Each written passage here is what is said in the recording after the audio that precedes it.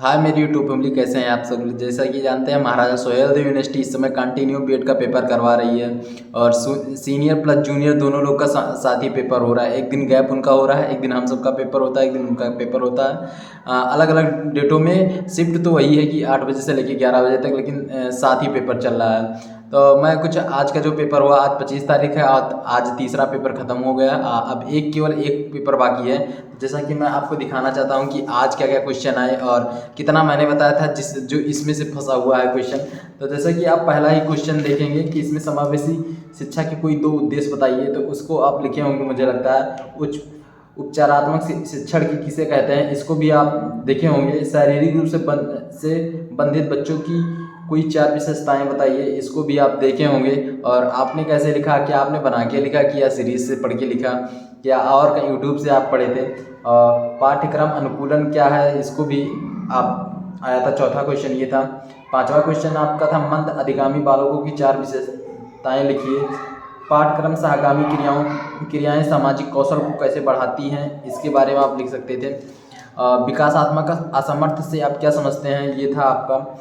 विविध आवश्यकताओं वाले बालकों की 4 विशेषताएं लिखिए, ये था आपका। नौवां क्वेश्चन था समावेशी शिक्षा कार्यक्रम में शिक्षक तैयारी कार्यक्रमों के 2 उद्देश्य लिखिए। समावेशन में माता पिता की क्या भूमिका होनी चाहिए, 10वां क्वेश्चन ये था। ये जो क्वेश्चन थे 2-2 नंबर के क्वेश्चन थे। जो मेरे जूनियर आएंगे वो जानते हैं कि ऐसे ही जो है आने वाले पेपरों में ऐसा ही पूछा जाएगा। और जो नए वर्ष 2023 के सत्र के लड़के आने वाले हैं। इसके बाद आपका क्वेश्चन ये था, लघु उत्तरीय क्वेश्चन का था। तो उसमें 200 वर्ड में जो आपको लिखना था, उसमें था समावेशी शिक्षा की आवश्यकताओं का वर्णन कीजिए। भारत में समावेशी शिक्षा में कौन कौन से अवरोधक हैं, ये पहला क्वेश्चन था 2 नंबर का। फिर अथवा करके एक क्वेश्चन था, उसमें था कि विशेष आवश्यकताओं वाले बालकों की समावेशी शिक्षा में शिक्षक की क्या भूमिका हो सकती है, इसको मैंने ये लिखा था। और इसके बाद तीसरा क्वेश्चन था अधिगम असमर्थता को परिभाषित कीजिए। अधिगम असमर्थता वाले बालकों की क्या विशेषता होती है। और इसके बाद मैंने इसको लिखा था, जो तीसरे के अथवा करके आया था क्वेश्चन, उसको मैंने पुटअप किया था। श्रवणबंधित बालकों को परिभाषित कीजिए। बंधित बच्चों के लिए शिक्षण रिव्यू रचनाओं का वर्णन कीजिए, मैंने इसको लिखा था। चौथा क्वेश्चन आपका था, जैसा कि मैंने NCF का फुल फॉर्म बताया था, उसका फुल फॉर्म नहीं आया, लेकिन काफ़ी उम्मीद थी जो है आने के लिए। तो चौथा क्वेश्चन ये था कि NCF 2005 की मुख्य विशेषताओं का वर्णन समावेशी शिक्षा के संदर्भ में कीजिए। इसके बाद इसमें अथवा में करके था, तो समावेशी वेश में कक्षा शिक्षकों तथा संसाधन की शिक्षकों में किस प्रकार से शिक्षण दक्षताओं की आवश्यकता होती है। और पांचवा क्वेश्चन था दृष्टिबंधित बच्चों में शैक्षिक मूल्यांकन की कठिनाई का वर्णन कीजिए। पांचवा में अथवा करके था, शारीरिक रूप से विकलांग बच्चों के लिए भौतिक वातावरण में अनुकूलन पर चर्चा कीजिए। और छठवां क्वेश्चन था मंद बुद्धि बालक किसे कहते हैं, मंद बुद्धि बालकों को शिक्षा कैसे दी जाती है, ये था।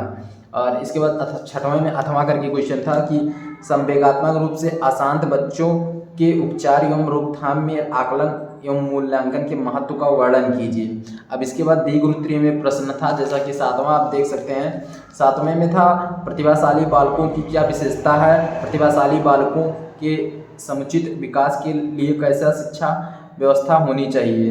फिर 8वां क्वेश्चन था समावेशी शिक्षा में शिक्षक के उत्तरदायित्व एवं व्यावसायिक मानक का वर्णन कीजिए। 9वां क्वेश्चन आपका था शैक्षिक परिवेश में विविध अधिगम आवश्यकताओं को पूरा करने में तकनीकी किस प्रकार सुविधा प्रदान करती है, स्पष्ट कीजिए। तो आपने कौन सा क्वेश्चन लिखा। थोड़ा मेरा तबीयत खराब है, इसी वजह से मैं ढंग से क्वेश्चन को बता नहीं रहा हूँ कि कैसे है कैसे नहीं है। और जैसा कि मैंने आपको ये भी क्वेश्चन बताया था कि विशिष्ट शिक्षा, एकीकृत शिक्षा एवं समावेशी शिक्षा से आप क्या समझते हैं। विशिष्ट शिक्षा, एकीकृत शिक्षा, समावेशी शिक्षा किस प्रकार से एक दूसरे से भिन्न है, मैंने भी अंतर बताया था। इसके बारे में मैंने बताया था, लेकिन अगर कोई लड़का मैंने बताया था, ये टॉपिक सब पूरा बताया था और मैंने खासकर यही लिखा है। और इसके बाद 11वां क्वेश्चन था पाठ्यक्रम अनुकूलन विविध आवश्यकताओं वाले बालकों के लिए क्या आवश्यक है कि कक्षा में दृष्टिबंधित बालकों के लिए किस प्रकार के अनुकूलन की आवश्यकता होती है। तो ऐसा कुछ Maharaja Suheldev university second semester third paper था। और अब चौथा पेपर बचा हुआ है। तो चौथा पेपर में आप देखे होंगे कि 2 ऑप्शन करके था।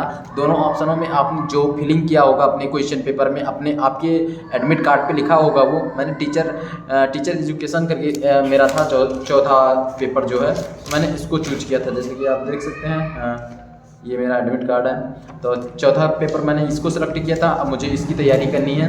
और आपकी तैयारी कैसी है मैं उस पर समझ नहीं रहा हूँ कि कौन से वीडियो बनाऊँ, क्योंकि दो बुकें हैं, कुछ लोग उस फॉर्म पेपर से डाले हैं, कुछ लोग इस पेपर से डाले हैं। तो आप इतना जानकार है ही, ग्रेजुएशन लेवल करके आए हैं, तो फिर आप खुद ही इसको तैयार कीजिए, क्योंकि मेरा तबीयत कुछ ज़्यादा ख़राब हो गया है।